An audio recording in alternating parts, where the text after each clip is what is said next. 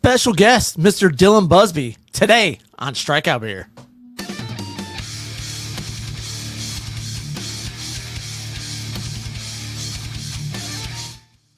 And we're live. Welcome to Strikeout Beer, episode number 292 with your pals Alan and Rapid Dave. I'm Alan. I'm Rapid Dave. Yeah, so TikTok's not working. The phone isn't turned on. Phone's not working? Okay. So we got that going for us, Yeah. which is nice. You know, you could use your phone. You want to put your phone but I got to over look at like comments and stuff. there? No, you don't. Read words. Nah, you don't have to do that. Got to interact with the people. Sounds overrated. You know what? What's SD card mode? What's that mean? I don't know. We just going to F everything up today? Yeah. Yeah. That's about how it goes. Look at this. I mean, does this look awesome or what? I mean, it looks all right. That's a nice little Not pour bad. job. Not bad. All right. But, you don't need to. Okay. Well, you had it over there. Okay. I figured you would have We're put just it in going the to jump middle. right into the beer right now. I figured you would have, you know. So we're drinking Bitburger today. The Bitburger Premium Pills. I've got the alcohol-free version. Rapid Dave's got the regular one, and he's just going to go ahead and just chug. No, he I just wanted a sip. I just wanted a sip. Wanted a sip. I'm thirsty. Thirsty. Quite parched. How's everybody doing tonight? Oh, man. How was your weekend? Not a time to chug this. That was all right, I guess. It rained like 4 inches. Dude, it rained so much. Why did it rain so much? Is it global warming? I heard it was global warming. And then it gets cold, and then people I thought blame God cold. was flooding the earth again. Will we make it? No. Man, back in the day when I had a boat, I was like, fuck it. I was like, bring it on. I'll be just fine. There are a lot more boats in the world now than there were then. So a lot more people would survive. Yeah. Right? Wealthier Like, people. They're going to flood all. Well, unless there's a bunch of John boats out there. You know what I mean? Which are in the lower income brackets. Angry Artist is in the house. What's up? William, next time you're in town, man. Or actually, you know what? We need to talk about having you on the show remotely anyways, because you're always on the go. So I figured. He's a busy guy. Yeah. We need you to, probably in like 3 weeks or something. He's Let a us know man if you wanna about do the it. town. We need to doing get find out why your obsession with drawing peens on things, where it came from, and why do you do it? When did it start? Yeah, tell us when it started, And how big is the biggest peen you ever drew? and biggest one you ever seen. And the biggest one you've ever seen in real life, Yeah, you know, because the people want to know. yeah. We get emails every day asking us, like, hey, what's the biggest peen William Russell's seen? We're like, I don't know, man. I remember when I was in like middle Should school, message him. and like so you're thrown together. Lunchbox size, he says.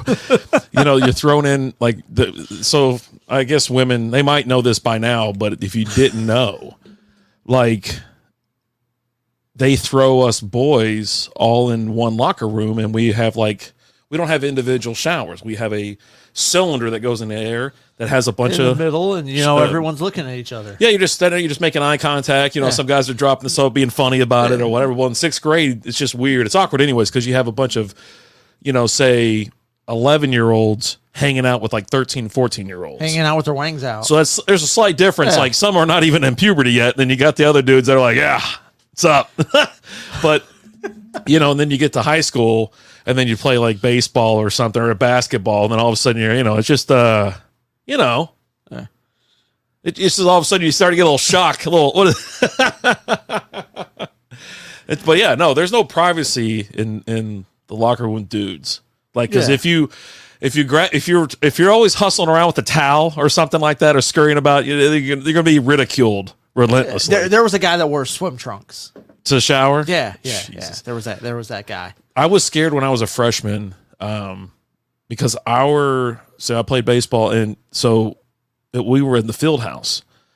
We're 300 yards away from the actual school. We're out there by ourselves. It's like Lord of the Flies. William, I wore a bodysuit. And I'll be honest with you, man. Like I was like, I'm getting out of here as soon as practice is done, and I'm not like I'm out of here, because the seniors and juniors would they icy hot and shit, like pin your ass down, icy hot your ass or whatever. And I was like, that shit happened to me, because when that door shuts and the coach goes in his office, the door shuts, I'm already gone. I'm like, I need adult supervision. See, so in middle school, Y'all's are different than ours. My first year of middle school, I was on track, but all that stuff was after school. So you never went back to the locker room.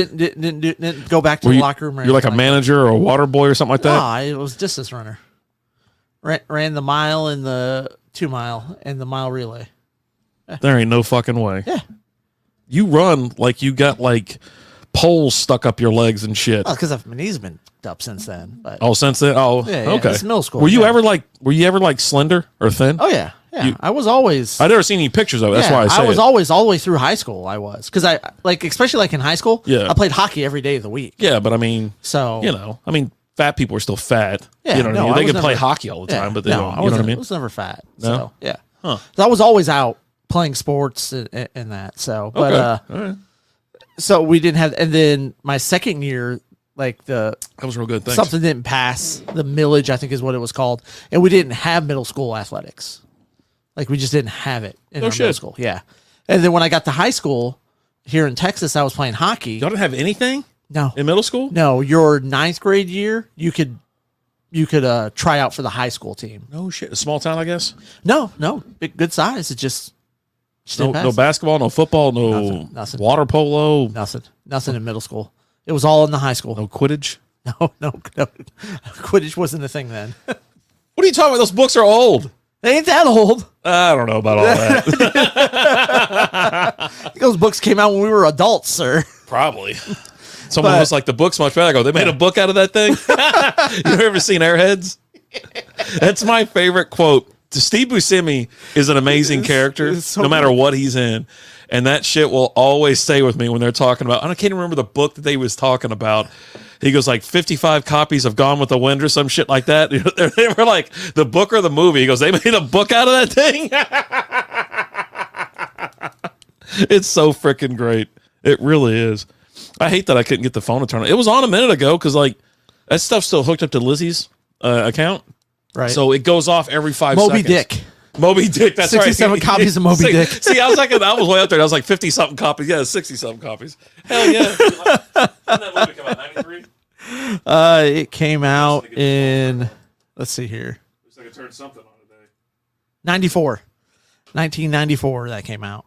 That's close. It's got great Adam Sandler. Oh, yeah. Brendan Fraser. Yep. It's good stuff. All right, it's turning on, so we're just going to give it a minute. Okay. right. Let give it a minute. But yeah, no, Jesus. but when I got to high school, we were playing hockey and we went and played out at like the Tarrant County Convention Center and things like that. And we didn't have access to the locker room for showering or anything like that. What do you mean? How'd you put your pads on? We just had like a little room that we would get to go in. What? It was just like a regular room. We didn't get to go into the actual locker rooms. Where you played? What? Yeah. We were in every locker room we wanted to be. Like, we Yeah. even played at Reunion Arena, and we were in the locker room. Yeah, we never played Reunion Arena. Huh. Well, I mean, because I'm in Dallas. Yeah. I was on Dallas side of things. You were in Fort Worth. Yeah. But yeah, no, we didn't get access to the locker rooms. Oh, shit. Yep. I played at the, I'll tell you one thing. Played at Will Rogers and Tarrant County Convention Center. I remember playing at Reunion. I didn't like the ice there. It was real choppy. It was real rough, because they probably didn't give a shit because we were there. Right. But where they used to practice, the Star Center or Starplex Star or Center, whatever, yeah. that shit was like, it was glass. It was beautiful, and I loved it so much. But yeah, I finally remember. I remember getting like able to play there. That was like the only game my mom came to. Yeah. too. You know what? We did do a little bit at the Star Center my senior year, but not a lot because we were originally supposed to play out. What's up, old school? We were originally supposed to play out Grapevine because they had that ice rink at Grapevine Mills Mall. Yeah. But my senior year was the year that like something happened to the ice there. Like they had like a big malfunction or something like that, and the ice all melted. No, it wasn't COVID. It wasn't. No, it didn't. It wasn't a real thing back then. It's not a real thing now. Anything else? Christy won the NBA league. I won the WNBA league. She is letting me have it. Oh man. I wouldn't let my wife talk to me like that. Yeah, you gotta put her in her place there, old school. Be like, look here, woman, I'm the man. You should probably just say 'Kay. congratulations. Or say congratulations, whatever. No, you. Me? Yeah. I'm trying to give old school some advice here. On what? Relationships? Sure. Yeah. Okay. Don't listen. If there's one thing I know, it's don't listen to this ever about anything with relationships. No, thank you. Hey, What's up? I provide everybody with great advice. You give unrequested and unwarranted advice. Yes. Had Cuddles listened to me, his life would have probably been a lot more I hate that thing did. improved. I told him to stick to the anal, and he didn't. You should and have then took he got- that on advice too. And then he got a baby. Yeah. So You got two of them. this is Christy using his phone. Oh, geez. Oh, Oh no. God. Congratulations, Christy. Yeah, I heard you won a league. I really do. You really need to let old school know that you're better than him. So for real, big shout out to everybody who was in the NHL Fantasy League and the NBA Fantasy League. It was a lot of fun. It was our first year ever putting it on. Ed France in the house. Had a lot of fun, and then like the last 2 weeks of the season, we were busy around here, right? It was either that we were sick or doing something else. It was like forgetting to do shit or we're partying too hard. I'll tell you what.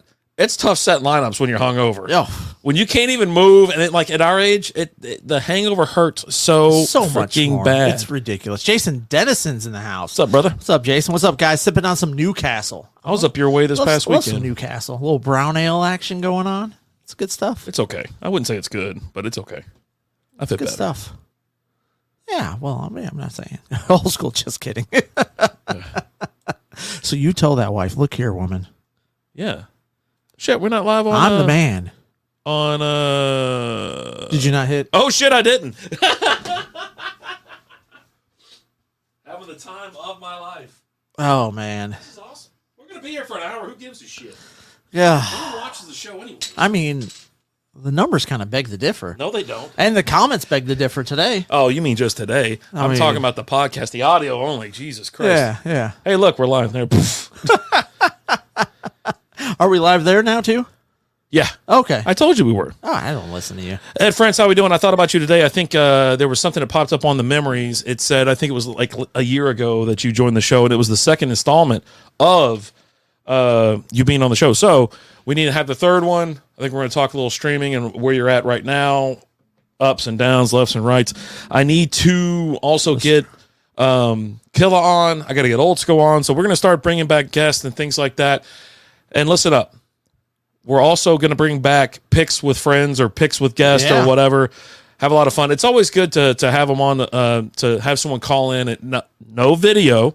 We're just going to have people call. Oh, Old School, you got to make up your mind. Is it your wife? Is it you? Is it both of you? Like, you got to let us know, man. Because you're just kind of leaving us hanging out to dry. We're trying to get your back, but then you're like, we shouldn't get your back. I don't know what's going on. He called me like hammered the other day. You told me about that. He was like, what are you doing? I go, I'm at a casino having a couple beers. He goes, oh, got time for a phone call? I was like, yeah, it's going to be loud as shit, I guess. Boy, he was.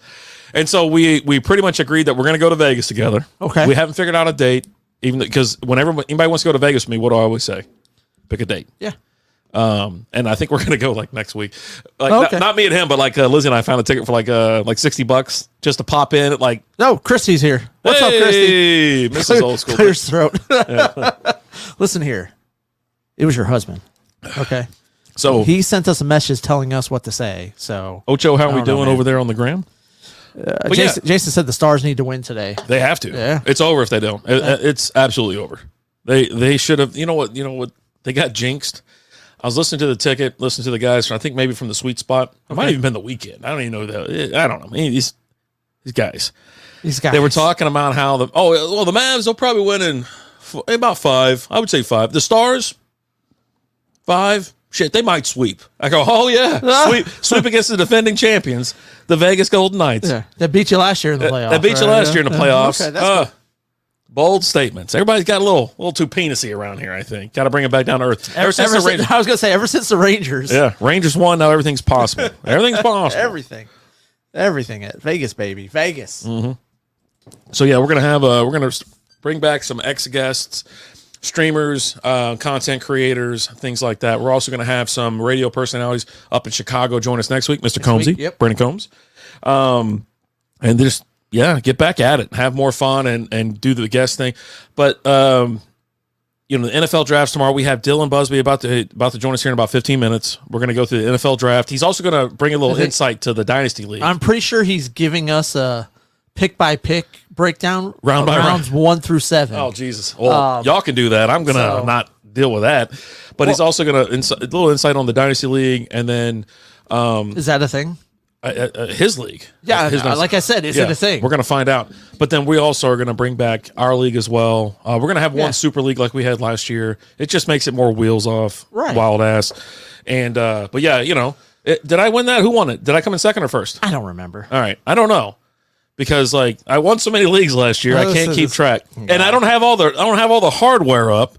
But I plan on to defend myself, but defend the title.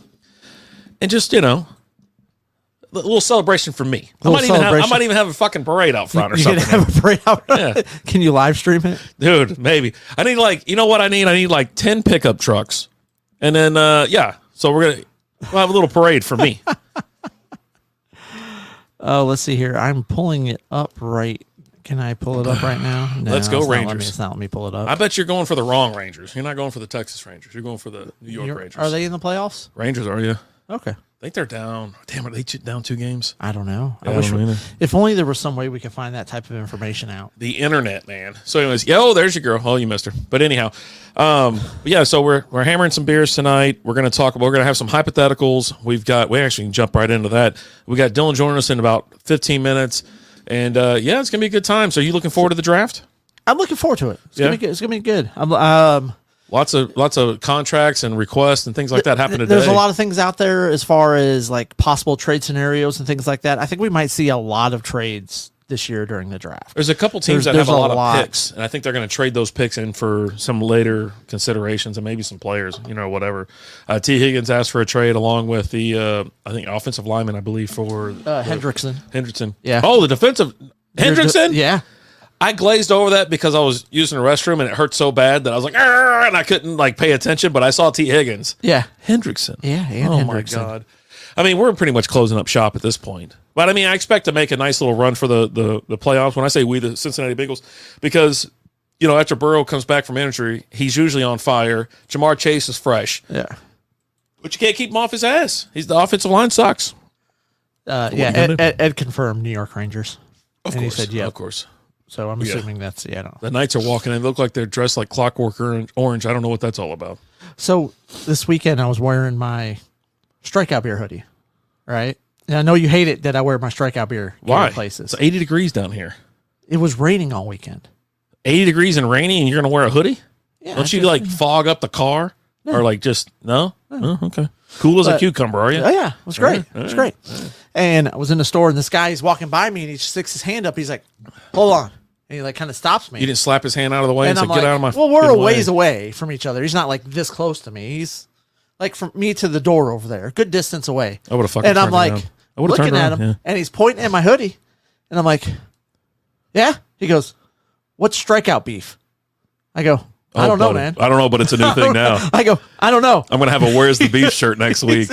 He's like, what do you mean you don't know? You're wearing it. I go, strikeout beer. That's an R. And he looks, he goes, oh, yeah. And then just walks away. Can none of y'all read over there on that side of town? I swear, every time I go over there, I'm astounded by I was over in Keller. by the amount, the lowest level of intelligence. Like every time I run into, they're a bunch of mouth breathing, drooling dummies.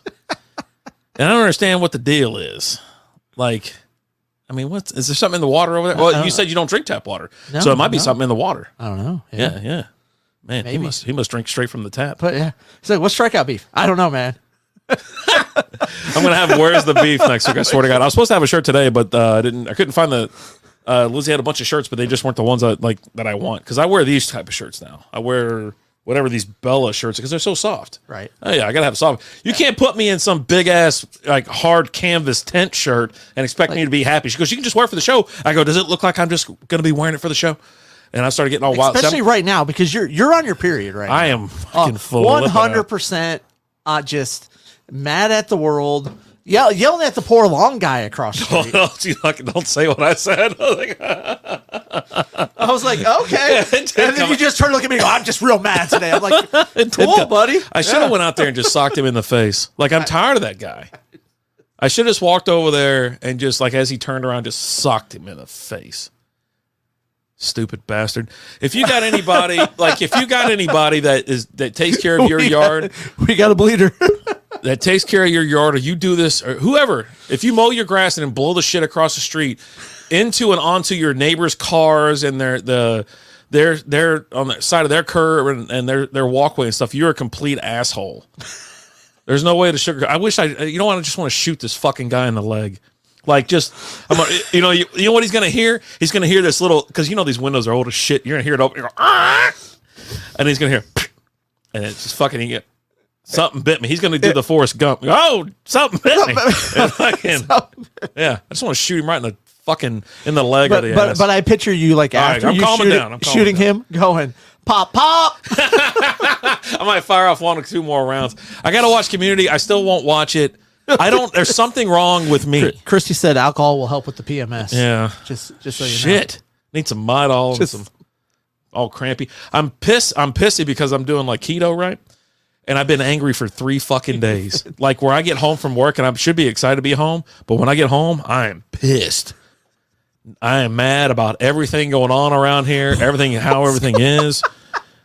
I can vouch for that. I got my God.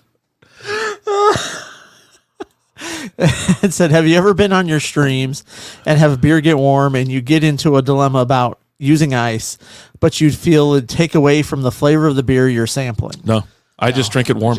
There's nothing wrong with a rodeo cool beer. No, nothing at all.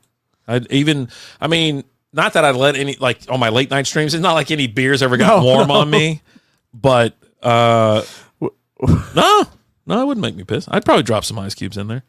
Yeah. Dillon, I see you're in the background. Are you ready? I mean, we can get you going. I know you're like at your, you want to bring him in? We can bring him in. You don't have to sit here and listen to this shit. I mean, this is ridiculous. we can make him listen. You got your earbuds and everything ready, or no? You just fine? Looks like he's there for like a mug shot. He is. It's got that wall that you see. It's very soothing color. Yeah. Just missing a couple lines. The notches up the wall. We got to know how tall he is. You know. But ladies and gentlemen, boys and girls, children of all ages, let's welcome to the show. Oh shit! One of the hosts of Mostly Football, the one, the only, Mr. Amon-Ra St. Busby. Oh god. He's got to throw the shades on, of course. I like the shades. Yeah. What's going on, sir? What's up, Strike? What? Oh Jesus! We already lost the audio. Did you hit the mute button? No, he's fine. I got him. You got me? Okay. I'm making sure we got you. So how you doing, man? I'm doing great. You guys invite on the NFL draft for me every year. I'm glad to talk. Is he cussing every other word? No, yeah, it's just. Or is it just cutting out every other word? It's cutting out. You're cutting out like every other word right now, You got that man. cool, that nice internet down there in Augusta, Georgia. And he's frozen now. Oh Jesus! Jeez, oh Pete. It's like hanging out with Alan. If you ever watch, we tried. Well, we tried, folks. You know, I can't handle it. I don't know. He's got to go out in the front yard or something. Man, he's fully on froze. Look at that. I think he's got the AOL dial-up out there. Look at that thing, man. I think maybe like the mom picked up the phone to make a phone call or something. He looks so pissed. Like you're definitely gonna get asked to step out of the car. Like when he pulls you over. Oh yeah. Is he a cop? He's not a cop, is he? He's got to tell if he's a cop. Yeah. Something. I need to know, man. People want to know. I hate my headsets. My headset sucks. I mean, you should. Oh my god, Let's it's see. so damn hot in here. I mean, he's moving around there he is. He's fine back. right now. Oh no, No, he's frozen again. Yeah. Oh, and now he's just gone. Just straight gone. Hey, Dillon, do you want to call us? You can call me if you want. Yeah. Give you a phone number. Yep. Turn it on. I'm just going to turn it on. Just be careful. Yeah, let me, I'm just going to shoot him over the phone number. Okay. There we go. He's got my phone number, so I should be able to tell him. If you want to give us a call on the telephone and call Rapid Dave, you can do that. You let us know. Yeah. Well, he'll let us Yeah, know. we see you moving. He's waving. He is. We're take 2? Let's take 2. Let's go. Okay, let's we're going to try this again. Hello? Hello. This better? So far. Somewhat. If you need to call, you can call. It's no big deal. All right. Yeah, send me Just call Rapid Dave's phone. Yeah, you got my cell phone. Yeah. All right, perfect. Just perfect. Just call his phone. See ya. Bye. There we go. All right, there we go. A hell of an interview. Yeah, that was great. Thanks, Mr. Amon-Ra St. Busby for joining us. We appreciate it. I don't understand how he can do the whole damn Mostly Football show for like 2 hours. But he's at his mom's. Is that what it is? He's at his mom's. So. He was trying to use her laptop earlier, and it was not working. Even worse than that? Yeah. Oh, there we go. We're getting a phone call there here. we go. Here we go. All right, buddy. What's up?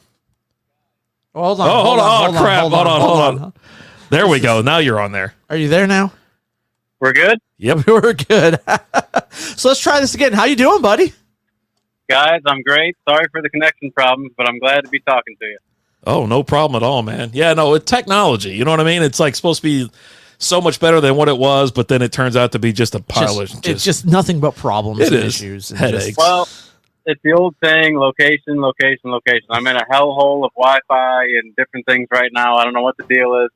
You know, where I'm at in like the border of South Carolina and Georgia, there's a nuclear plant, there's a bomb plant, there's a cybersecurity center. There's a lot of things going on here. No one can get good reception out there. But, Jesus Christ. Are you okay? Yeah. Hey, are you okay, buddy? You all right? Until, eminent domain takes over and they decide they want my house, Okay. God. I'm like looking up to see exactly where he's at because I got a feeling, but I just want to make sure it's not. Oh, that's what if you look up the Savannah River site, that's exactly what happened. They took over a whole town and built a bomb plant there. Oh, God. You're in Savannah? Well, I'm on the Savannah River, yeah. Oh, okay. I'm like, oh, my God. No, thanks. No, thanks. So we got the NFL draft coming up tomorrow. Apparently. Are you guys doing anything for the draft tomorrow? You live streaming it? I thought about it. I think Nate and I discussed it, but it's one of those things where it's like you kind of just want to sit there and enjoy it. Okay. There's that saying, if you do what you love, you'll never work a day in your life. But I've come to find that you just can't stand podcasting with Nate. Not that. But okay. You become a so-called journalist, and there's some nights after a game you just want to go to bed, but you have to write an article about why the defensive coordinator didn't shift the defensive line enough, and it just kind of ruins sports for you, I think, after a while. Okay. It beats you down for sure. Take it all in. Yeah, no, it will definitely get you. I hear you on that. So let's jump into it. Caleb Williams, is he really that great? Like, great question. How about, before we get to Caleb Williams, how about Lincoln Riley pumping out 3 number 1 overall quarterbacks between Baker Mayfield, Kyler Murray, and Caleb Williams? So he's a great hype man is what I'm getting from that, because those other two, they haven't necessarily panned out to be great number 1 picks. Yeah, fair enough. I mean, what they do in college? that might be a good lesson to learn, right? Yeah, I mean, they were all Heisman winning quarterbacks, but at the end of the day, when you take a look at them, they were guys that had like a year, really, right? Mm-hmm. Yeah, Caleb's getting a lot of comparisons to Patrick Mahomes because of the way he can move around in the backfield and make plays happen. Plays beyond the plays, as they say, outside of structure. He has great arm, and he does make amazing plays. I mean, he's been the man for a couple of years now. Started off at Oklahoma and then ended up at USC.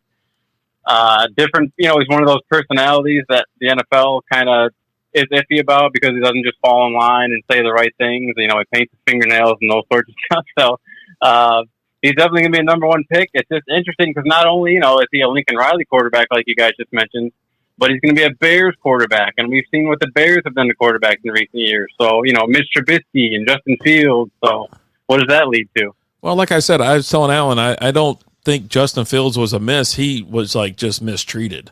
Different coordinators both years, I believe. Terrible offensive line. Is running for his life on every play, and he still made some plays. He's got you put a good offensive line in front of him, and like if he's on what do you think here? Like if he's in Baltimore, is there much of a difference, or is he almost like if he's got a and that's with Lamar not even having good receivers either, right? But having a decent line, would he have produced in Baltimore? It's a great question. I think the NFL kind of told us his value when the Steelers, it's a conditional pick. They could end up trading a lot more if he plays 50% more of the snaps, but that's not going to happen. And they didn't even pick up his 5th-year option. So it's basically, a 6th-round pick at the end of the day for him? Yeah. I think they made a good play by getting him. I think they made a terrible play by going and getting Russ, but they're going to sit him. I'm like, there's no point of sitting him now. He's played 2 seasons. The learning shit's over. Now it's time to step up and let's go. And this would be a great year for him to do it. And now, but you got Russell fucking Wilson. Like why?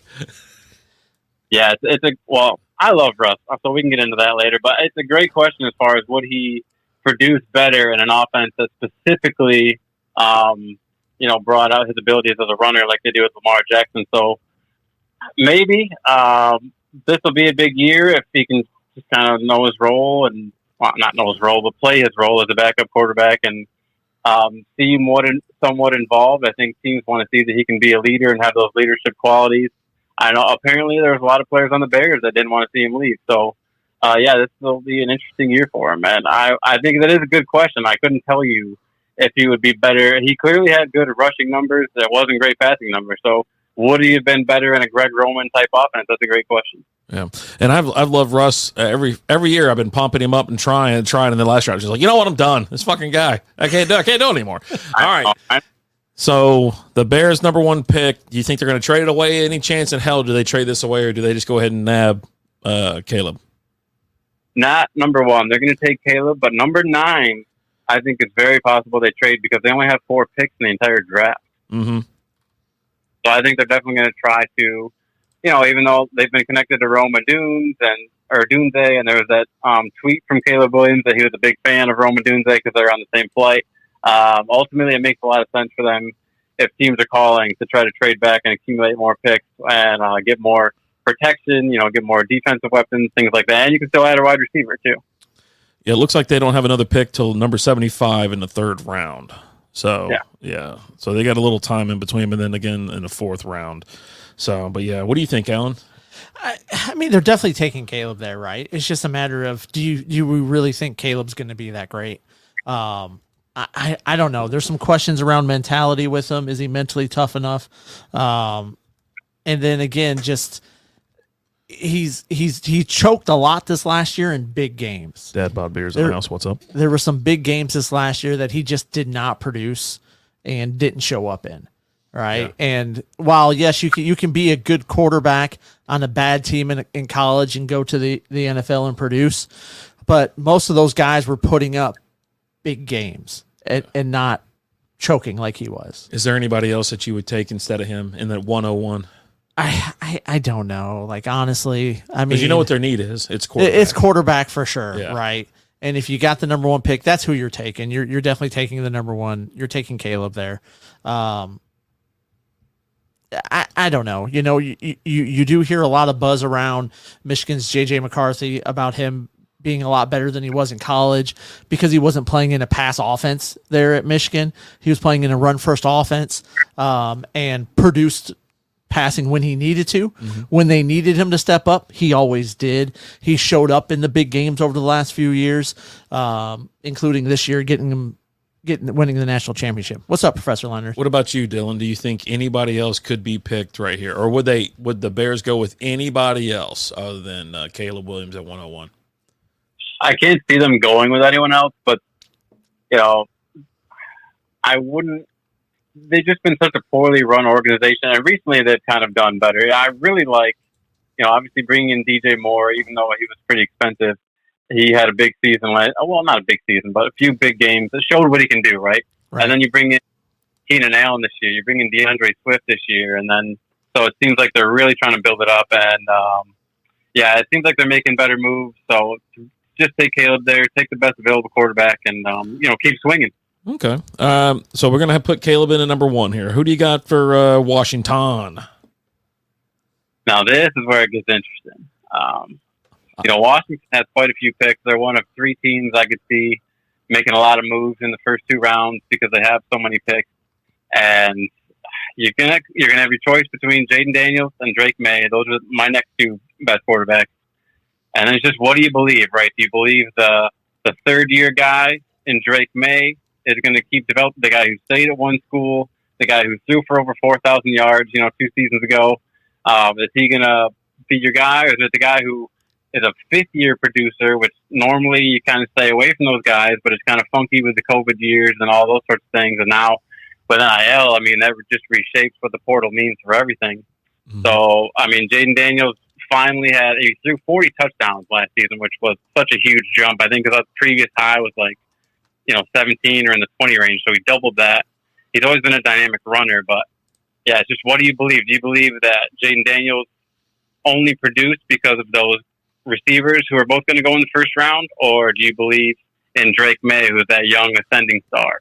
And I think they're going to take Drake May. I think Cliff Kingsbury, even though he took Kyler Murray with the dynamic legs and different things they do, I think Drake May makes the most sense here as an ascending star. And also a kind of tip of the cap to me with the fact that they traded away Sam Howell. So a guy who was also from UNC, they took in the 2nd round, last year. So I just think that it would have been too awkward to have 2 back-to-back UNC quarterbacks taken. And that was kind of a tip of the cap to me and, analysts I heard around the league that kind of means they're going to take Drake May. Right. And if they do take Drake May, do you think New England's going to go Jaden Daniels or they're going to go JJ? I think they're going to trade out, or they're either going to trade out or they're going to take Marvin Harrison. I think so as well. And I mean, that's according to ESPN and whatnot, they got Marvin Harrison going 4th to Arizona. But yeah, I don't think the Patriots, I think if they can't get Drake May, they're going to trade down. You know what I mean? Like they're going to go, they're going to trade with like Minnesota or some shit. Yep. And then get who else, you know what I mean? But yeah, it's crazy right now. There's a lot out there right now that Minnesota's going to definitely trying to trade up to get one of these quarterbacks. They need it, but so does New England. But I don't think New England wants Jaden Daniels. No, I think they believe in either McCarthy or even Bo Nix is on their radar. Bo Nix, yep. Yeah. I've even heard some rumblings of Penix as well later in the draft. I just don't think that kid's got it.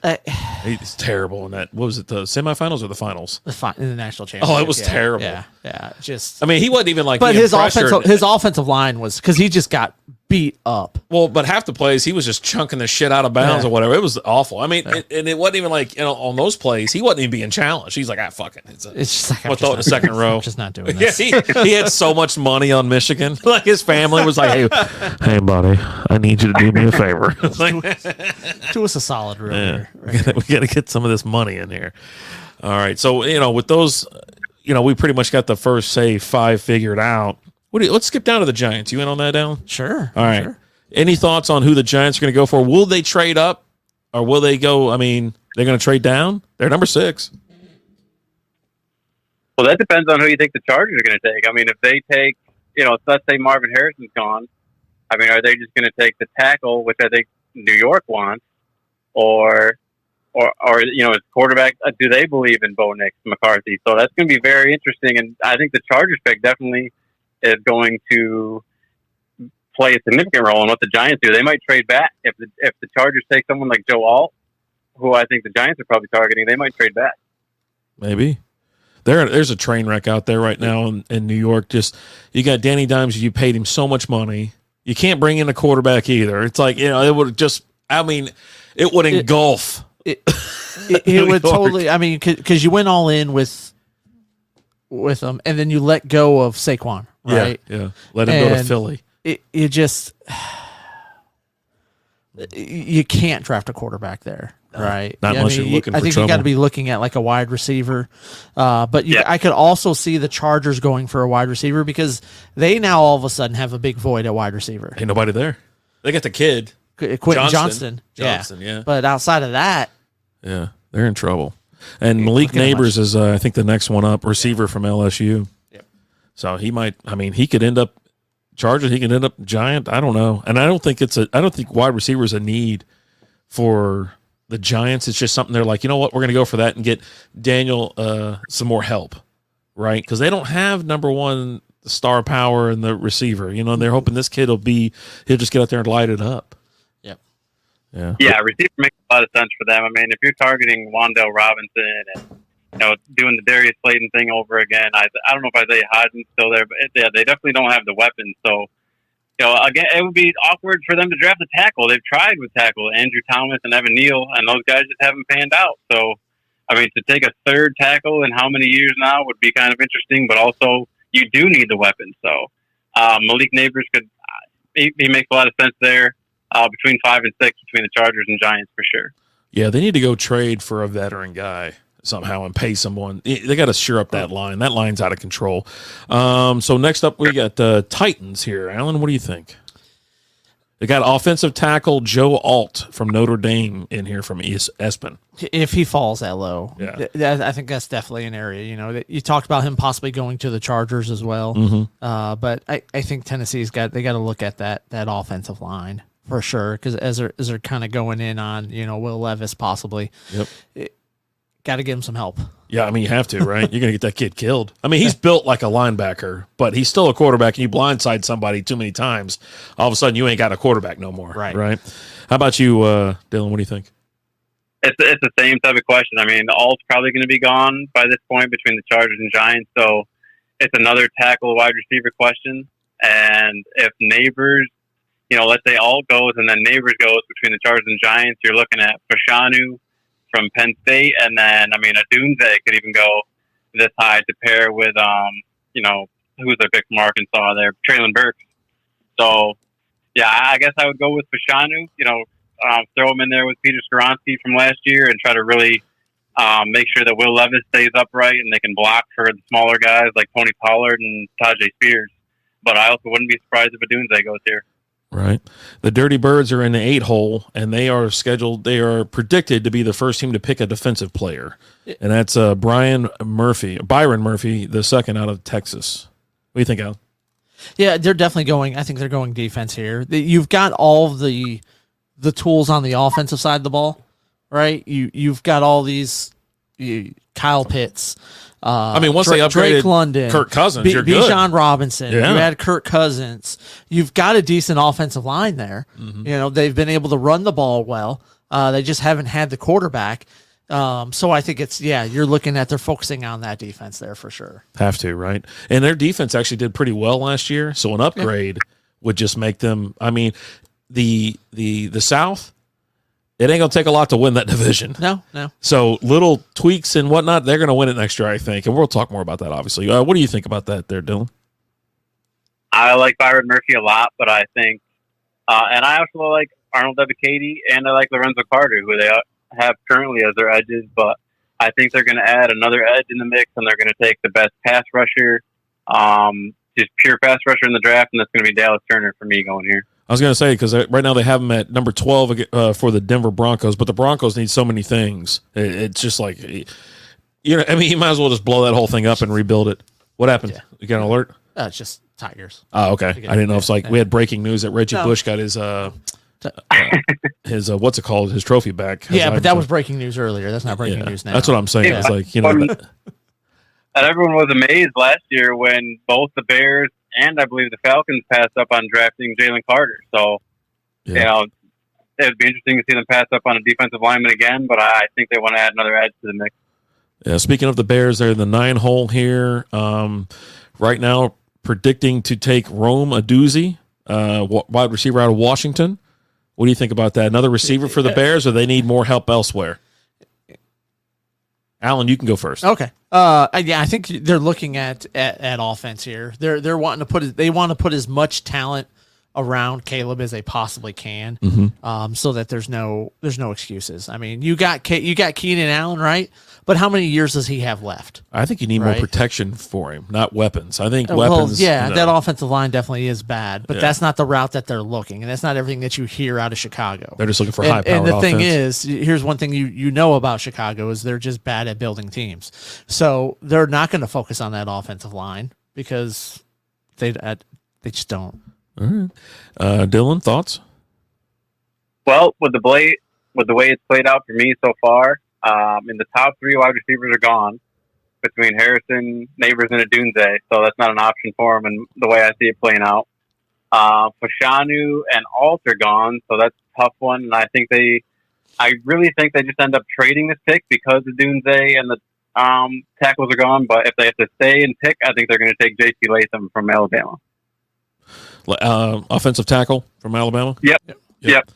Yeah, and I got him. He's further down, obviously, on this list for the Raiders. But yeah, I mean, I see if it doesn't pan out perfectly for them, why not just trade this pick? You can get so much more value. You can increase your picks, whatever you want to do. It's the number 9 pick. It is, but I think the thing is, a lot of the teams that are looking to trade up are looking to trade up for the quarterbacks. Yeah, right. There's such a quarterback need. In this league. I'm not hearing a ton of stuff about trading up for that kind of that middle of that first round area. Mostly just people trading up to that top, trying to get one of those quarterbacks, because this is a pretty decent quarterback draft this year. I think it's going to be what's going to be nuts. I believe is that you might not even see any trades. They won't be able to throw enough at these teams because every one of these teams needs a quarterback that are first, second, and third. They need it more than ever. Number 10 are the Jets, Jets, Jets.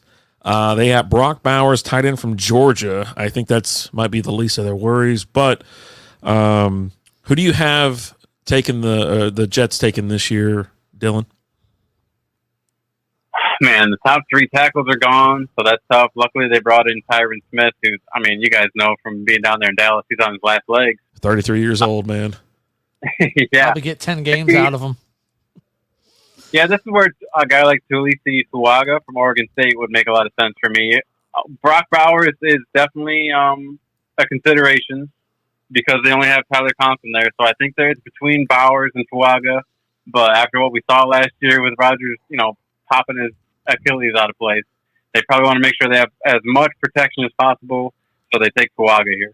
Dude, that was the first series too. It was like the biggest letdown after Hard Knocks and everything else. You're just like looking around like, what the are we doing here? He runs down the field like Captain America with that flag. Yeah. Oh my God. Do you have any thoughts about the Jets or them taking Brock Bowers? Yeah, I'm right around there. Brock Bowers. They really need to do something with that offensive line because it doesn't matter if you have Aaron Rodgers back there if you don't have an offensive line to protect him, especially in Aaron Rodgers coming off of an ACL injury. Or not an ACL, Achilles injury. That takes about a year to recover from on those typically before you're back to full speed. And it'll be 1 year exactly. And just, well, that's 1 year after the surgery. Oh yeah. So, he was still trying to do ayahuasca and right. eat hemp and shit. Yeah. So let's kind of go for what are some of the surprises you see happening in the first round? What are you looking at? Is there anything that you're like, keep your eyes open for this, keep your eyes open for that? What are you thinking? I could definitely see Arizona because they have 2 first-round picks. They have 4 and 27. So, and they have 3 third-round picks. So that's some serious ammunition to move up. And I think they're going to jump up back into. They're going to try to jump back up into the top 10 range after they take. Who did I even say? Marvin Harrison went to Patriots in my draft, so I think they're going to try to get 2 weapons for Kyler Murray in the first top 15 range. If they can land another pick in that range to get a guy like maybe Brian Thomas or Brian Thomas, I guess would make the most sense. Or even try to steal Rome Odunze. I think they're going to try to make a surprise. I think because it's in Detroit, I think your Lions are going to want to do something special and really make a splash. They just signed. That's why I called myself Amon-Ra St. Busby originally there in the chat. And I think they're going to try to make a splash and maybe get another weapon for Jared Goff to use this year on the outside because, Jameson Williams is still a big question mark and Josh Reynolds is Josh Reynolds. Well, Josh Reynolds isn't with the team anymore. Yeah, he left. Or was he released, I guess? Yeah, he was a free agent. Yeah, they didn't re-sign Josh Reynolds. Okay. But here's the thing I'll let you know, because Dan Campbell's already talked about it. They have a guy that they have in mind, and I'm pretty sure it's going to be a cornerback, possibly like Kool-Aid. Has been a guy that I've been seeing linked to them a lot. But if their guy's not there, they're prepared to trade out of the first round. So you don't think they want to move up at all? No, everything that I'm seeing is they're not looking at moving up. They've got a guy that they've kind of got targeted, and if they don't get him, it's going to be trading out of that first round or lower into the first round if someone wants to move up to where they're at. Because if you can't get your guy, then you're like, because they're already paying all these other people like a ton of money. They just signed. Was it Sewell? So we just re-signed Penny Sewell to a 4-year deal. He's the highest paid offensive lineman in the league, and he definitely deserves it.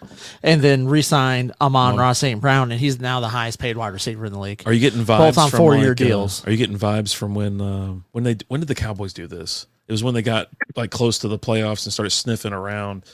When they had all those great offensive line and they were all being paid, like everyone was paid like top of the line, and they had, was it Dez?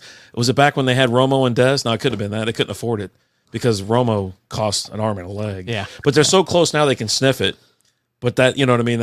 I saw them start signing. Everybody's like, here we go. I go, all it does is raise the bar up for the rest of the league. I can't imagine what CeeDee Lamb's going to ask for. Yeah, well, CeeDee Lamb sitting there just rubbing his hands together, just like, I got this now. Absolutely. Because that just jacked up the price for him for sure. Oh, hell yeah. So, he's the number 1 receiver in the league at this point. Yep. stats wise, I guess, because it's, I mean, Jamar Chase, Justin Jefferson was the guy. That ain't the case no more. We don't even know who's throwing a ball to him, right? So then you got Jamar Chase. He's number one. But if the Burrow ain't in it, he ain't in it. You know what I mean? It all comes down to who's throwing the ball around. So, but holy moly, it's going to be, they're going to be cashing checks here pretty soon, and good for them. You know what I mean? All right, yeah, just like you said, anybody going to pop up, jump up, move up, do anything else crazy tomorrow night? Yeah, it definitely makes sense. I mean, Minnesota didn't trade for 23 for, just to sit at 23. I think they really want to package 11 and 23, like you guys said, and move up. It's just, can you get to 3? You have to get to the top 3 to take one of those, difference makers, because I don't think they view Bo Nix that way. I don't think that they're going that route. I think that after seeing Kirk Cousins orchestrate the offense the way they have and only get them so far, I think they want someone dynamic. I think they want someone like Jaden Daniels. So, yeah, they're going to make a big splash, and they might even trade some high-value picks next year to get up to 3 and take Daniels. You think they want Jaden Daniels over Drake May or J.J. McCarthy? I think they want him over McCarthy, but yeah, if May falls to 3, I think they would gladly take him. But something about it tells me they want a guy who can really make a play after the play, like we talked about with Caleb Williams. Yeah. Even though Daniels is a 5th-year producer, I think after you see Kirk Cousins only take you so far for so many years, you want someone who can use their legs. Yeah, I think if the Commanders don't take Jaden Daniels will be there. I don't think the Patriots are taking Daniels. I think they're taking May or they're taking McCarthy. They just, you know what I mean? Yeah. Maybe Daniels falls all the way to them at 11. That could be a big surprise too. Man, that shit happened. It's amazing when it starts just getting slippery. Know, right? All hell breaks loose, because the Cardinals aren't going to take them. The Chargers, they just paid Justin Herbert. Yeah. So the Vikings need him. The Giants ain't going to draft a quarterback. There ain't no way. Titans got their guy last year. That mayonnaise eating in his coffee MFer. Falcons just got their guy. And he's good proof of what could happen too. I mean, there was articles coming out last year that the Texans liked Will Levis more than C.J. Stroud, and Will Levis fell all the way to the 2nd round. So yeah, I can't wait to see C.J. Stroud this year. I can't wait to watch Houston. I'm going to go down and watch a damn game because they are electric, and they got more weapons coming in. Woo. They were electric last year. We'll see what happens this year. I got to go see my guy Joe Mixon, see how he's doing down there in Houston. Oh, he's going to be a steal for sure. Oh yeah. You're speaking of Bo Nix. There's a team that the Denver Broncos are really looking at Bo Nix, from what I'm hearing. But some of the stuff I'm hearing is they might be pulling a trade with the Eagles, that the Eagles are trying to trade up to that number 12 pick, because they're looking at Toledo cornerback Quinion Mitchell. And any thoughts there, Mr. Philly fan? What I'm actually hearing is yes, that, but also what I'm more intrigued is they're trying to trade for Patrick Surtain, Jr. So that is something. If they pull that off, give them 22. And we have picks 50 and 53. If they can give them, 50 or 53, give them 22 and 53 for Surtain, I would be all in on that rather than, seeing what Mitchell could pan out to be. Okay. Yeah. Anything else? Any other surprises? Anything we need to keep our eyes open for? Well, I mean, a few years ago, I had predicted, not to toot my own horn, but I actually did predict that the Baltimore Ravens would trade back up into the 1st round and take Lamar Jackson, and sure enough, they did. Okay. So I think this year's going to be very similar. I think a team's going to surprise us once Bo Nix goes in like the 15 to 25 range. I think some team's going to get giddy and trade back up in the very bottom end of the 1st round and steal Michael Penix before it's all over, and we get 5 quarterbacks in the 1st round, just like in 2021. Bring it. I'm here for the chaos. We were there for that draft. That's 2018. The Lamar. 2018. Oh, okay. So yeah. Well, he was talking about the Lamar. He predicted the Lamar. Yeah. When he first started talking about it, I was like, oh, he's talking about that. But then he said back in 2021, I was like, oh, okay. And it was a different decade. Yeah. Got us. Damn COVID. All right, Dillon. Well, brother, thank you so much for joining. I have one last question. Oh, yeah, we do. No, we don't. I do. Okay. My last question is this. Well, I guess it's a 2-parter. Are you going to be at home, or are you going to go to a sports bar? And 2, what is your food of choice to watch during the draft? And then we have another question. That's fine. Oh shit, we got to talk about the other thing. Yeah, Dylan, tell me. Oh man, I'm gonna be at home. Normally, I would love pizza and wings. This year, I think I'm gonna grab me some Cookout. What the hell's Cookout? What does that even mean? You guys don't have Cookout in Texas? Oh my god! You mean actually like grill out and cook out like that? No, it's a delicious like barbecue style chain over here in the southeast. Oh no, we ain't. Oh, it's a restaurant. Okay, I was like, sorry, no. I cook out. I go out in my backyard and I cook out. Yeah, we do it ourselves. You're gonna go by someone's house who's cooking out and grab some? Yeah, there's like you throw a rock and hit like 15 different barbecue. Holy shit, you just smacked the shit out. Anyway, yeah, you can throw like there's a ton of barbecue places. So that's what I was thinking. I was like, oh shit, you're gonna cook out. But yeah, Alan, how about you? What are you doing tomorrow? I'm actually gonna be working, be driving around. Just listening night, to it? So I'll be listening to the draft. Yeah, they'll have it live on the ticket or ESPN, whatever. Yeah, I'll be listening to the ticket tomorrow and catching it that way. But and then the last thing we got for you there, Mr. Busby, is are we doing a Dynasty League or what? We're absolutely doing the Dynasty League, man. I heard that the best way to do it is super flex. So I guess that would mean you could play 2 quarterbacks with a tight end premium, whatever that means. Maybe adjusting the scoring a little bit for tight ends. We're definitely doing it. Tighter. Huh. The more you talk, the pants, I'm engorging myself. I've never heard of a Superflex Dynasty. Me either. Like it's unheard of. It's usually very low scoring bullshit league, but now I'm very intrigued. Yeah. So I'm very interested to see how it plays out too. Dude, that's awesome. Thank you for inviting us to that league as well. Yeah. I appreciate it. Guys, I mean, Jesus, thank you for inviting me I did the NHL league. I did the NBA league. I wish I could have pulled it off. I really wanted to pull off a Yahoo hat trick this year. I won Dylan Moran's fantasy football league, so I really wanted to get first in both of you guys' leagues. But I didn't. That's all right. Took silver, and that's fine. There you go. So ain't nothing wrong with second. Hell with it. But we'll probably bring it back again this year just to have a little bit more fun. Oh yeah. It's fun. We have a good time. So Dylan, tell everyone where to find you.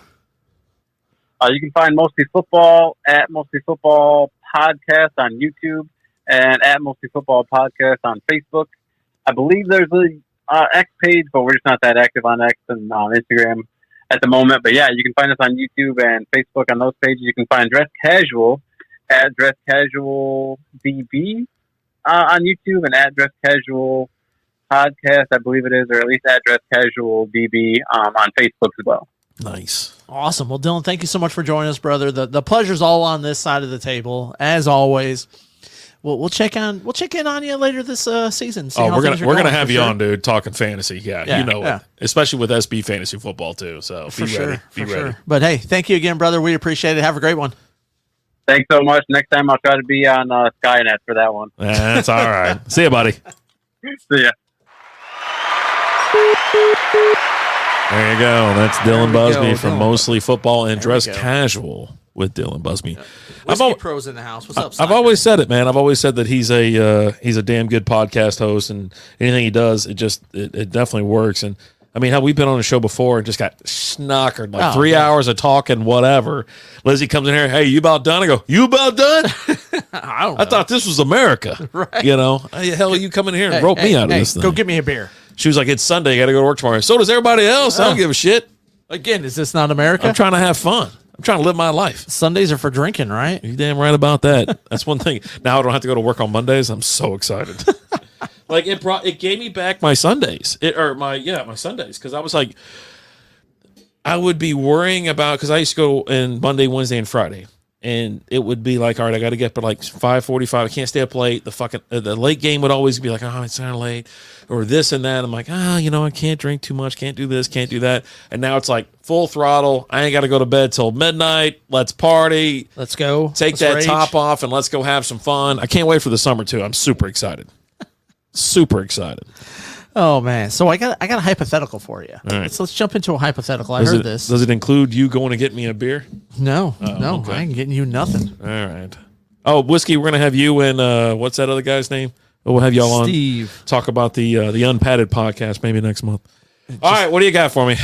So I heard this last week, and I was like, all right, let's throw this out there, Mr. Rapidae, because he's a golf guy. He plays golf. You like golf. You enjoy golf. Guy too. I mean, you just don't play golf, but you're a golf guy. I saw a guy throw it out there. Uh-huh. If you started on the green, for the Masters at Augusta, Could you win? Mm-hmm. But we're going to put you the furthest spot away from the hole. Could you win the Masters? Yeah, so everybody else has to tee off from the tips like they normally would. You're playing the field as normal. Yeah. We're just taking your ball, setting the furthest on the green, the furthest away from the hole. Yeah. Can you win? Yes, absolutely. By strokes. I mean, just strokes and strokes. Yeah, absolutely. Really? Yeah, absolutely. Hell yeah, Unpadded Podcast. Absolutely. Yeah. No, there's no doubt in my mind. Because a lot of and also the other thing was my putting's gotten better over the years, and I've leaned more on lag putting, which is you want to get it in the vicinity and then putt again. So you're going to 2-putt. That's my whole thing. It's shaved, I don't know how many strokes off my game, 20. You know what I mean? I'm in the 80s now, which I'm pretty excited about. I love being in the low 90s. Low 90s with a beer in my hand. All right. Taking it seriously, I get in the high 80s. And also, I don't know if, I know you watch the Masters or you listen or whatever, but there's a lot of greens that are very narrow or small. So those, you put me on the green, I'm only like 12 feet away. Okay. You know what I mean? So, yeah, no, I'm crushing it. Crushing it. Yeah. Like, pretty sure I'm just going to kick everybody's ass. Here we go. I'm going to go grab me a beer real quick. Billy Joe's in the house says he's been saving money to make a maze out of bushes in his backyard. It is his hedge fund. Whiskey Pro RD been stroking it, baby. Yeah, I see. He talks all confidently, but these aren't your normal greens. These greens are wavy. They go all crazy. You see some of these greens that, like, in order to hit the shot, you got to hit the ball the opposite way because of the way the greens are rolling. I don't think he's gonna dominate as much as he says he's going to. You got to think like somebody's told you got to hit the ball the opposite way in order for it to go into the hole with the way the greens are going. No, that's for people who are trying to hole out on one shot. Not me. No, I'm getting in the vicinity and then I'm putting again. Okay, I'm a 2-putt guy. But here's the other thing. I mean, I've hit like 100 and here's what you're not factoring in. I don't feel like 100 footers. Yeah, you're at the Masters. Yeah, you're on TV. You've got a whole galley of people watching. not word. You notoriously choke under pressure. That's with the driver, not with the putter. I don't think I feel. I'm not even just talking about golf. I'm just talking about in life. Yeah, no, I'm. You notoriously choke under pressure. That's what our family does. We're choke Right. artists. But I'm telling you, put a putter in my hand, and I don't have to worry about like driving. I'd kill somebody. Like that ball would go so damn fast through someone's head. Like it'd be terrifying. But yeah, no. I feel like when I read it, I heard about this hypothetical. I was like, no problem at all. I was like, wow. Yeah. Didn't even fucking blink. I was like, yeah, no, I can do that. I was like, I can do it. So, okay.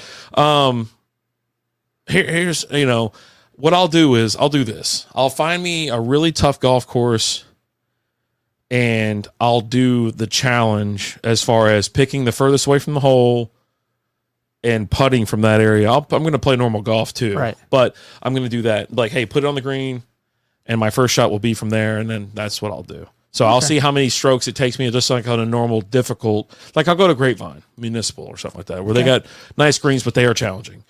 And I'll check that out and do that. But yeah, no, I don't. Nah, man. Hell no. Those guys are getting eaten up, putting it on like, they're in the pine straw trying to have to hook shots around trees and shit. I mean, some of them are, but the guys who are winning aren't typically. They all do that, but they're good at recovery. You know what I mean? So yeah, no, I'm in. This year, the Masters like ate their lunch. Like it really was. It was very tough. You didn't watch any of it, but it was a very challenging year for a lot of guys down there. And holy shit, it was wild. But that course is very difficult. It's very hilly. It's got some crazy. It's absolutely gorgeous to be at, and it's awesome to witness and be a part of. But playing it. Yeah, if I don't have to do all that other shit, and you just put the ball on the green, I'm going to get it done. Don't worry about that. Oh, okay. Don't you worry. Whiskey Pro asked what we're drinking tonight. Rapper Dave's drinking some 8. I'm drinking Bitburger Pilsner, the non-alcoholic version. It's not bad. Yeah. Not bad. Cool. Little skunkiness to it. Yeah. All in all, not bad. Busby says Augusta is going to be so interesting in the next few years as far as surrounding area. Lots of properties being bought up to set up a resort type atmosphere. So every year that you hear about how much they're buying up, and like there's this one person that won't sell. Like there's an old lady. I think it's an old lady or old man. I guess it's one or the other, right? Maybe that's nearby that will not sell. Doesn't want to sell. I mean, it's an ungodly amount of money that that they could make and retire and go about their merry little way, but they don't want to, right? It's a small town. It really is. Like other than the Masters, the Augusta's kind of weird. It's interesting, right? Well, it's during the tournament that's frozen in time, right? You're not allowed to bring your cell phones out on the course. The prices of the food and the drinks are all. They haven't changed a whole lot. They've been increased a little bit. You're getting like a $2 pimento cheese sandwich, right? It might be $3 now. And like a $3 beer, right? So it's really cool to go to. But yeah, they want you there and they want you to live in the moment. And that was awesome about going, was that you leave your cell phone at the gate or in your car. And, like on practice rounds, you can take like cameras, right? Okay. You can't take your cell phone though. Right.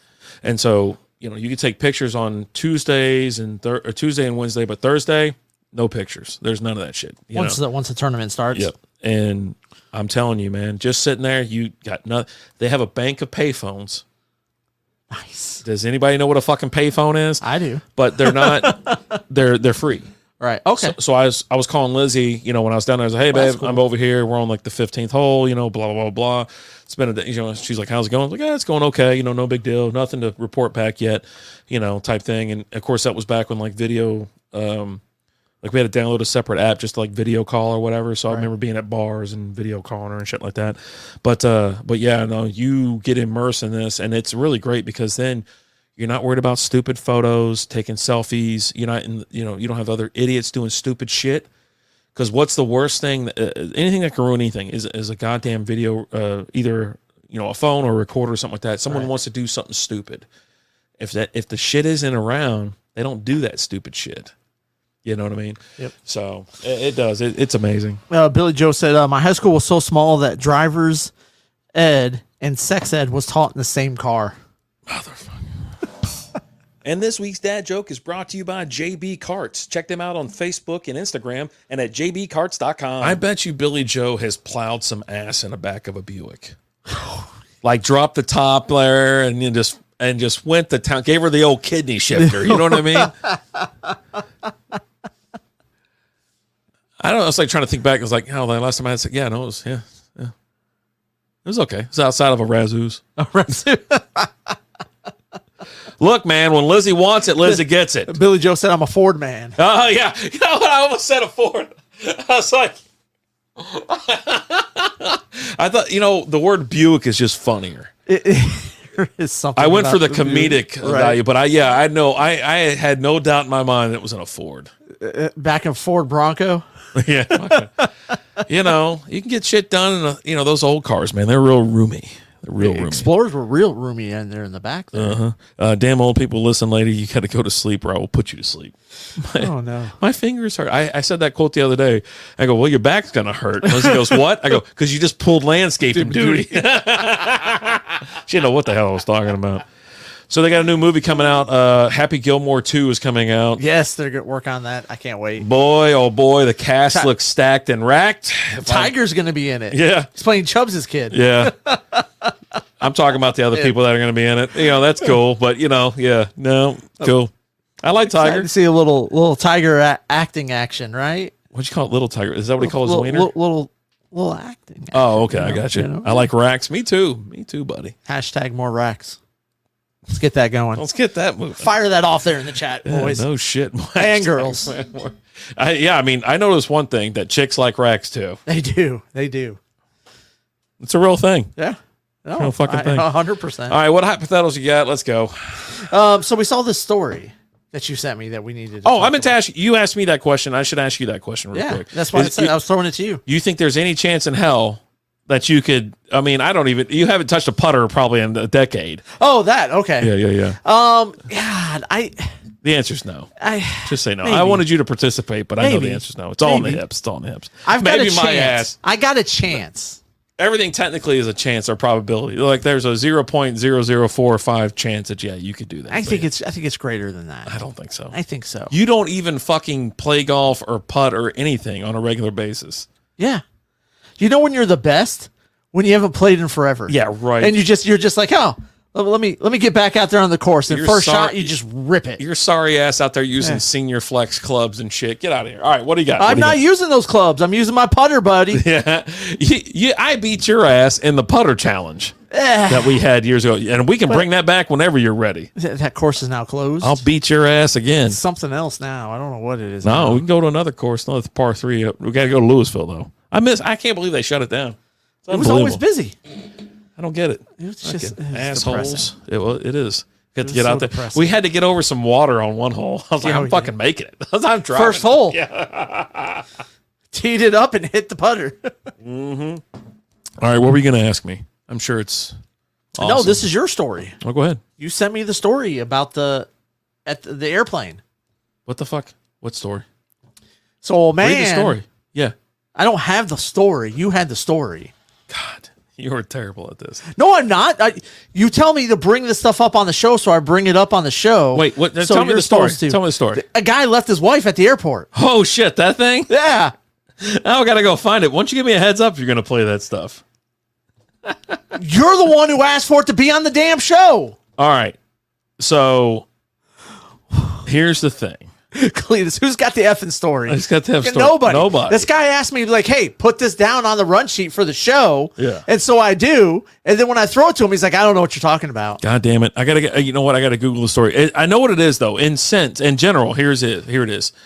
A guy left his wife at the airport because she wanted to go get Starbucks. Right. Okay. So that's what I'm going to type in here, and that's what we're going to figure out. And he told her, he's like, hey, no, we've got to get going. And he tried holding the flight for her, was calling her several times. Yeah. She was like, I'm sorry, there was a long line there at Starbucks. Okay. It says that I'm not sorry. All right, so I left my wife behind at the airport, and I am not sorry. This can't be this. Anyways, God damn it. Why does this have so many ads? All right. Are you ready? Yeah. So this guy and his wife are going through the airport. Flight's leaving in this much time. He's like, okay, you know what? She goes, I'm gonna go get some Starbucks. He goes, hey, just telling you right now. What's wrong? Wives are the worst. Am I right? God. Is that, oh wait, hold on. Is that Dillon or who is that? Oh, okay. Busby. I was about to say, is it old school and it's old school's wife? I ain't falling for that again. Old school set us up. All right, you ready? Yeah. A husband asked the internet whether he was in the wrong for leaving his wife at a transit airport and boarding a flight without her. I don't know why they put transit airport. I mean, what the fuck? Anyways, fucking New Zealanders. The 47-year-old man posted on Reddit the thread that he posted on the am I the asshole? Right? I love that thread. It's amazing. So asking people to decide whether this 43-year-old or his 43-year-old wife who had left the gate to go get Starbucks was in the wrong. He goes, I know how this sounds, but hear me out. Let me start by saying that traveling with my wife is not a great experience. I'm very type A. I like to have everything organized, make sure that we are that we get where we're going, we're there early, especially when traveling, etc. My wife is the opposite. She goes she's very go with the flow, and we will get there when we get there. I do my best to meet in the middle, but not when traveling on a fucking plane, right? So, according to the man, they were visiting their daughter in the previous year. He tried waking her up 5 times for the morning of their flight. After she supposedly took her time making coffee, she showered, eating breakfast. They arrived at the airport so late that they missed their flight. Right. For this trip, the couple were taking 2 flights. After some nagging, the man got his wife on to the airport on time. He goes, we got there on time with a bit time to spare. The wife was annoyed. She kept going on about how now we have to sit here and wait 45 minutes for them to start boarding. 45 minutes to start boarding is not a crazy thing. It's just go. I'm definitely there before 45 minutes before it starts. Yeah, boarding, take a shit, whatever. When the first flight landed, they had 35 minutes to take multiple rails to get to their new gate and in the different part of the airport. So there's some layovers here, right? Right. We get to our terminal about 15 minutes until our plane was set to board. 15 minutes before boarding time. It's go time. That's almost time where most people just get up like, all right. You're standing up. Yeah. You're kind of getting a little crowd going, Because you know you're going to sit for 3 hours. Yeah. Stretching the legs a little bit. At this point, his wife wanted some coffee. Not a coffee at the cafe next to the terminal, but one from Starbucks. The problem with Starbucks was the rail ride away. You had to get on a rail and then walk. Usually you can just walk, and the line's still incredibly long. Right. I told her we couldn't do that. We didn't have enough time. She stated that we had enough time, and I wouldn't go with her. She would just go by herself, right? So while I'm boarding, 15 minutes later, he began to panic and called her 3 times. Finally, on the last call, she answered, and she was on her way. It was a long line, and she had just had to wait for a bit. He wrote, I waited by the gate, but the attendant said they need to shut the gate in 2 minutes. I waited and waited, but she didn't show up. The attendant asked if I wanted to board, otherwise she would close the gate. When pleading didn't work, I mean, this is one, you're an asshole for pleading. Don't ever try to hold up a plane because your stupid fucking wife went to go get coffee. Because you know how, I mean, Jesus Christ. Come on, man. You're holding up 300. Get coffee on the plane. You get 300 people on a plane, and you're sitting there holding them because your dumbass wife wanted to go get some coffee. All right. He also, all right, so when pleading didn't work, he boarded the plane, and just minutes later, his wife called to say she was at the gate, but they wouldn't let her on. He also refused to leave the craft, saying he didn't want to miss the quality time with his daughter. And I said, I told you we didn't have time, but you decided to go anyways. I told her to go purchase a new ticket for the next flight, and I would see her when she arrives, which is insane. They should just rebook her, not buy a last-minute ticket. Surprisingly, the wife didn't appear upset when she eventually arrived. When they returned home after the trip, she refused to speak to him for more than a week, prompting him to ask the internet, is he the villain? No. If you do not abide by the rules of the airport, you deserve no sympathy. I don't believe you should be allowed to fly. First of all, this lady, Never again. this is an extreme case where his wife's a moron. Yeah. Okay. Because like me and you were talking about an this entitled a little bit. moron. Right. Yeah. And, we were kind of talking about it. I'm like, I wouldn't be in that situation because Liz isn't that dumb. Like, she's not going to be like, no, I got to go get this coffee. I know I've only got 15 minutes. I got to go do all this. She's not going to do that. Right. But yeah, she was just asking to be left. So you're going to leave.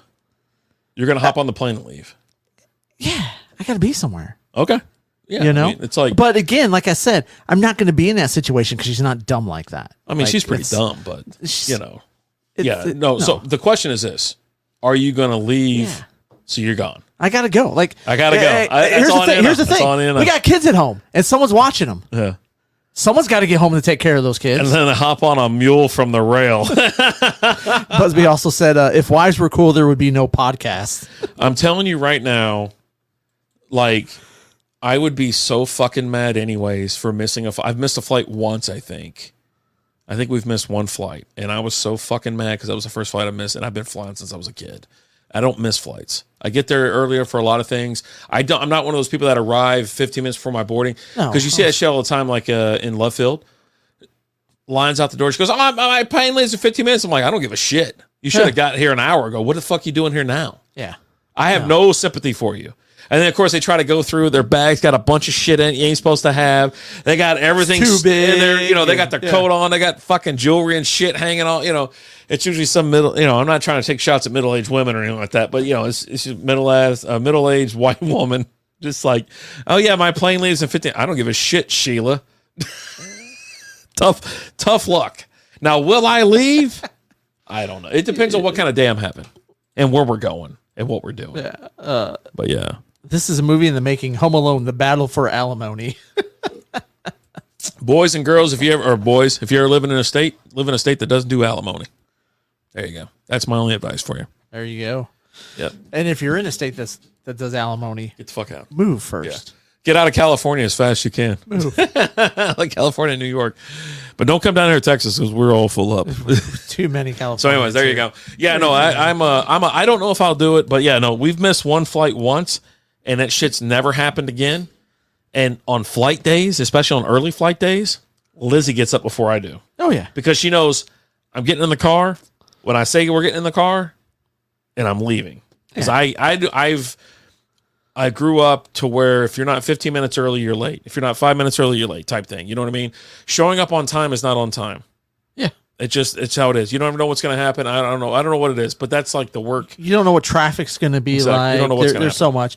And like just with getting on a plane, I'm always there like an hour early at least. Yeah, because whatever you're doing at home, you can do at the airport. Right. Go fucking hang out at Chili's for 5 minutes. I don't want there to be, you know what? The one time I show up, because like majority of the time I get to the airport nowadays, there's no line. It's you spend 5 minutes. So fast. It's so quick. Yeah. Right. But the one day you show up the late. one day I show up late is the day it's going to be packed. Yeah. Right. Not only is it going to be packed, but I'm going to be randomly chosen. Yeah. For a search. My whole thing with that was, you guys would hate me.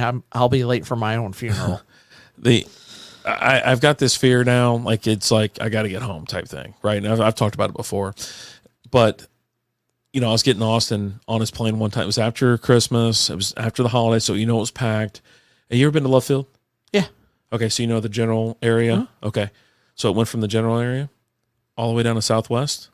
The wall, all the way back, and there was like 2 other little areas like that in between, and I started freaking out. I go, I'm about to pay whatever it costs to get through this line.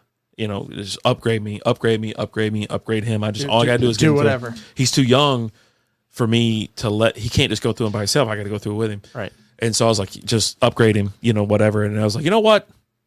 We're gonna chill. We still got there like an hour and a half early, because we like to go there and have like breakfast or lunch, and we'll sit there and talk and whatever. Right.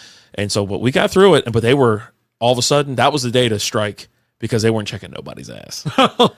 You know what I mean? Like that was the day where they knew that something had gone fucking crazy wrong, and there was 500 people waiting to get through that security line. Wow. And they were just like, fucking, let's just go. Let's go. Just move. You and you go through it. Go. You know what I mean? He had a big old stuffed animal too, and all this kind of shit. And so they were just like, go. Just go. Yeah. So, but yeah, man, it always makes me nervous. But I'm like, I tell Lizzie, like, even when we fly, I'm like, you want to go to the airport? She goes, yeah. I go, we'll go get some breakfast. We'll go get some lunch, dinner, whatever the hell it is, whatever time of day it is. We'll get a drink. We'll sit there and chill. And she's like, yeah, I'm in. I go, that's what I'm talking about. Yeah. So, because the line will go like that. Every time we've gone, the Vegas, we get there early. We hit up Chili's too. We get some pre-drinks going, but we just, I don't want anything to happen and to miss it. Yeah. Right. I want to get there. I want to leave and just not have any problems. I don't want to sit there and be like, hey, can you hold the plane? I'm not doing that. I'd hate to be on the plane ready to go, and they're like, oh, we're going to hold the flight up for no.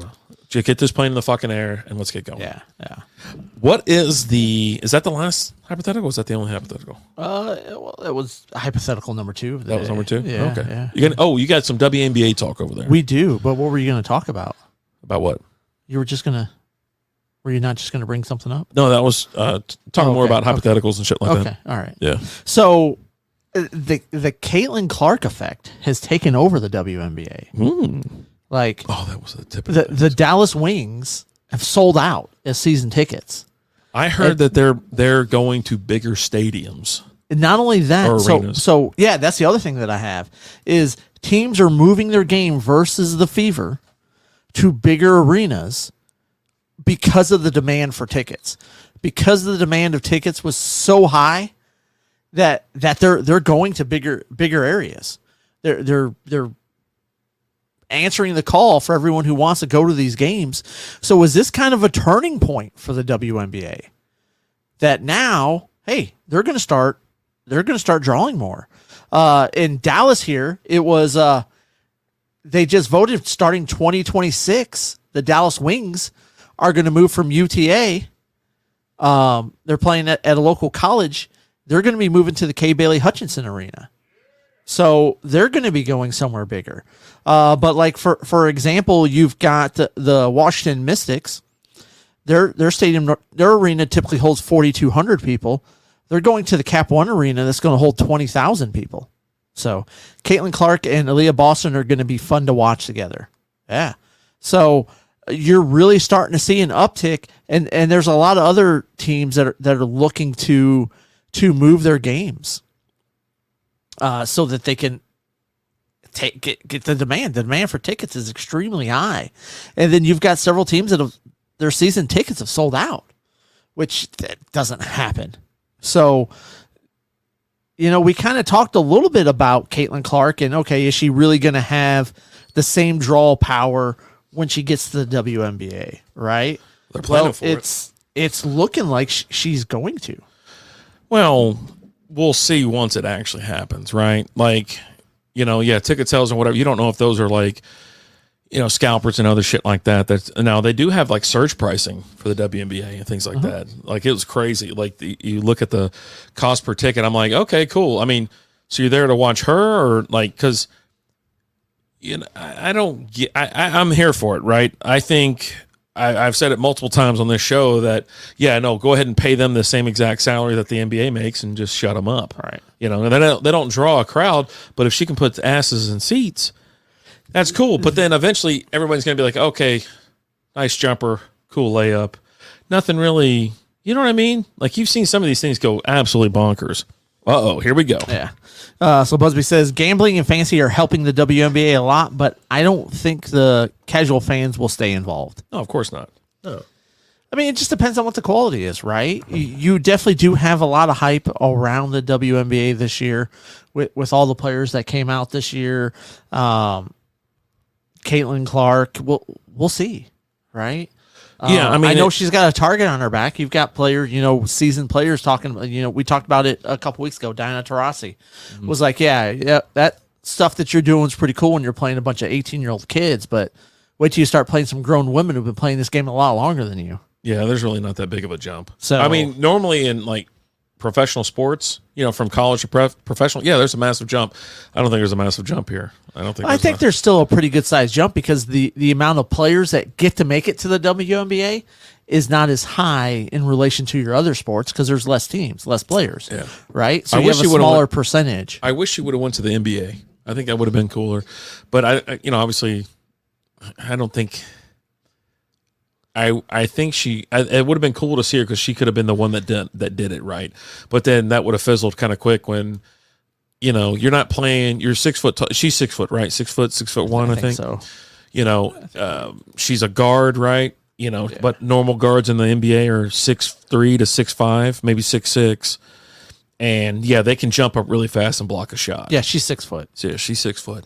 So, I'm glad that I think it's admirable for her to go to the WNBA and try to catch that thing on fire. Maybe, but that's the thing. The women are going to have to go out and watch this thing. Yeah, there's some guys out there that, I don't think she said no to the big three yet, Busby. I haven't heard anything as far as. She ain't going to say no to that shit. I mean, she just got a Nike deal, so she might. She might be. It's $5 million for 10 games. Yeah. Maybe more if they make the playoffs. It's the team she. So maybe she'll go out there and screw around. But it's not going to interfere with her WNBA season. So I think it hurts her, maybe, depending on how it goes out there. She goes out there and gets absolutely dominated, can't get a shot off and shit like that. Or she's, the thing going for her in that case is she's the youngest person on the court by probably 10 years. Yes, yeah. By at least 10 years. More. You know what I mean? So, she's not going to be competing against people in their prime, but ex NBA, for the most part. Yeah. But yeah, no, I think, if you want her to succeed and you are someone that's complaining about the WNBA, NBA gap wage and stuff like that, but then you don't go to a game, just either shut your mouth or take your ass out to the game or watch it on TV every time they have a game and things like that. Go out there and support these ladies. Because if you're going to advocate for them and things like that, get your ass out there and support them because that's what they want. They don't need you to share a post on Twitter or Facebook. They need your ass in the seats. They need you to bring a friend. They need you to turn on the TV. Like when you leave the house to go to their game, turn on the TV and turn it to ESPN Women's or whatever channel it's on. You know what I mean? It's not our job to do it. We got our own shit. You know what I mean? We got our own stuff going on. There's a reason we're watching. I mean, we watch AEW wrestling. That's both. Yeah. But we got NHL on. We've got NBA going on. Listen, support your people. support your folks and things like that. But yeah, don't be like, trying to high road anybody and your sorry ass don't even show up to a game. You know what I mean? But I think she should definitely play Big Three. I wish she would have went to the NBA because she would have got the league minimum, right? Which was what, $4 million? I think $4 million a year, something like that. And she could have sat, and she would have trained and everything with the top athletes in the field for basketball. You know what I mean? Yep. What's going on, Em? How you doing? Cheers. Hey. Cheers. But yeah, I mean, it's as soon as you heard about where they were changing that particular game to like the bigger stadiums, I'm like, yeah, just don't change it just for those games, just all year round or whenever they have a game. Put them in. They want to be in Coliseums. They want to be in the AAC. They want to be in Madison Square Garden. Yeah, go ahead and do it. You know what I mean? It's definitely something that can be good for the sport. We'll see how long if the attention span stays with it, right? And I think that's the big thing is just making sure the attention span staying. Me and my dad watching y'all while drinking Modelo's. Oh, nice. I Cheers. like Modelo's. I like Modelo's a lot. Modelo's are nice. Mm-hmm. Pretty good little. What's the last thing you got for us tonight? Or wait, do you have another thing or two things? I've got stuff. Yeah, we can talk for a little bit more. It's 8:30. Usually we go outside by now, but yeah, no, I'm in. I'm in it. No, for sure. So did you see these payments that Tiger and Rory got from the PGA? No. So Tiger is getting $100 million and Rory's getting $50 million for loyalty to the PGA. Yeah. No shit. Yeah. Funny. To which, I mean, Rory's got to be sitting there going, well, Tiger hasn't really played. Why is he getting more than me? I'm out here playing, speaking to everybody every week at all these press conferences. Now, Tiger's still talking, right? Yeah. He's also Tiger, so. Jesus. Will Taylor Swift show up at a Liberty game? Oh, maybe. Got Modelo and Ultras, Blue Moon keg. You got that Blue Moon keg? Nice. Hey, we got a week left for the giveaway. We got the little kegerator. It's not a kegerator. What is that thing, Alan? I can't see. The carbonated keg or whatever it's called. Yeah, it's for your tabletop or your fridge or something like that. It's carbonated. You can put beer in it, things like that. Check out the post on Facebook, Instagram, or Twitter. But yeah, no, dude, that's dope. Yeah. Now, what about everybody else who stayed? Yeah, I was going to ask the same thing. I was like, did you get any money for that? That was all that came out was about those two getting those big payments for staying loyal because it was rumored that they were going to get a ton if they went to live. Yeah, a ton. Right? Like, wasn't it like rumored that like Tiger was like $1 billion that they were offering him to go to the live or something like that? Yeah. Like, there's some people that have negative thoughts about it. Some people that don't care. They just take the money. I have no opinion because I don't know. Never been offered that much money. I have, neither have I. Yeah. Unfortunately, I have not been offered that type of money. And you kind of play whenever you want, and it's not 18. It's not like a 72 hole championship type thing or whatever it's called. It's not 4 days like for the.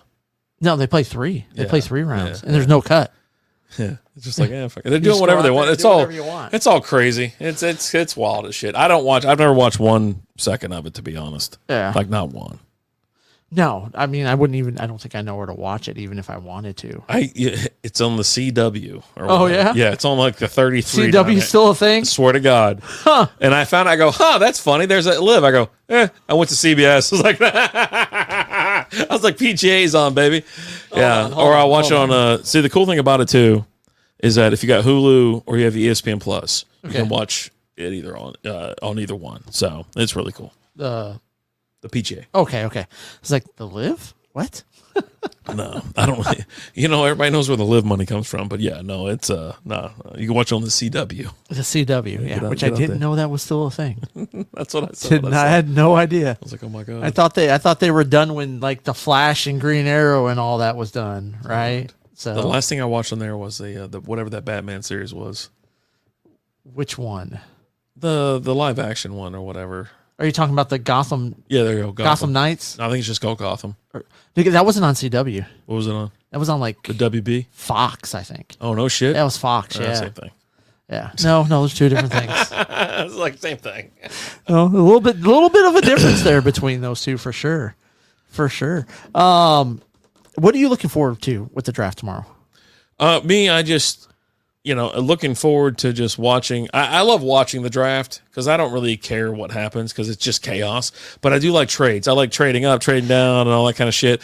I like booing Roger Goodell when he comes out, for no reason It was at all. fun doing it live in person, wasn't it? Yeah. Maybe we'll go to like Buffalo Wild Wings or something. We've done that several times where we go out there and have fun. I usually go either live or I record when the Cowboys make their pick. Right. Because it's always hilarious. Just everyone's upset. They don't know what. Cowboy fans are almost as hilarious as Jerry Jones. It's a great show no matter what. But yeah, no, I'll have some wings and some beers and relax and whatnot. Let's just start taking a tour called the Sultans of Swing. Yeah, so that's what I'll be doing tomorrow, and I'll be looking forward to just crazy picks. It technically starts the NFL season for us. Yep. Especially being in Dynasty right now. We've got a draft in about 6 days. Yeah. So once we get kind of the final details of that, how that's going to go down, but it's supposed to be like next Tuesday. And so yeah, as soon as that draft hits and you know what players are going to be on what teams, and then I'm doing mock drafts on Mondays, first Monday of the month type thing. Fantasy football starts kind of kicking off a little bit. Next month to be all speculation and bullshit. Then we'll have our rankings coming out in like June and July, and then before you know it, man, August will be here. Labor Day will be here, and all hell breaks loose. Looking forward to really getting into some fantasy football talk for sure. Keep your eyes open. Make sure you're following the SB Fantasy Football Podcast, because we're going to start dropping episodes here soon. We got to start getting into it, especially once like these rookies are all drafted. Once this draft is over, maybe we do a quick little rookie talk next week, right? Yeah. But make sure to check us out there. Check out the SB Baseball Podcast as well as, hey, you want a little bit extra, some more extra content? Check us out over on Patreon, patreon.com/strikeoutbeer. Get in there for $3 a month. You get the extra episodes there. You get the previews of the beers that we're having majority of the time. And just extra. You get more, right? Yeah. And your first month's on me. There you go. So once you join, I'll shoot you a message and say, hey, how would you like your money back? And I'll shoot you over your money for sure. Hug coupons, reach arounds, the cowboy grip. And I think later this year, we're going to have the raffle for which Patreon gets to have Rapid Dave's Bud Bubby. There you go. So it's going to be fun, guys. But hey, thank you so much for listening to us. Thank you to Mr. Dillon Busby and Mostly Football joining us. Yeah. It was a great time. We love you guys. As always, I'm Alan. Rapid Dave. We'll talk to you guys later. Deuces.